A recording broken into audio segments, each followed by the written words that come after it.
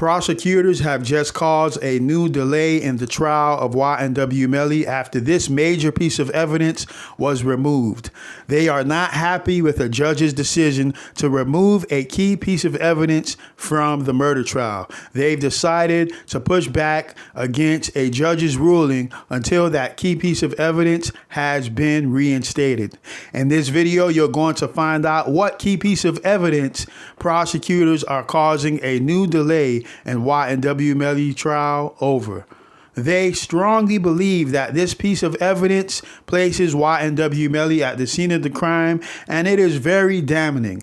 They believe that it can convince the jury to give YNW Melly a guilty verdict. So, what is the evidence that prosecutors are fighting over to get reinstated into the trial? To answer that question, we have to look at the 20-minute documentary that YNW Melly released on YouTube after the murders of YNW Sack Chaser and Juvie. The documentary talks about YNW Melly's very troubling childhood, the friendships he's formed, and his dream to become an artist.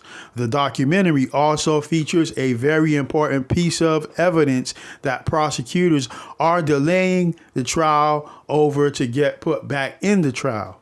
It is a postscript at the end of the video that claims YNW Melly was in the car at the time of the murders. That supports the prosecutor's argument that he was in the car and committed those crimes. But part of Melly's defense believed that he was not with the victims when they died. Prosecutors say that it is an admission that Melly was there. They argue Melly shot the victims from inside the Jeep, driven by Cortland, aka YNW Bortland, a fellow rapper co-defendant charged with conspiracy. Last month, Broward County Judge John Murphy ruled that prosecutors will not be allowed to show the footage from a promotional documentary produced by YNW Melly. Prosecutors have filed an appeal against the judge's ruling of removing the evidence. Now, the entire case is delayed until the appeal goes through the appellate courts, which could take months.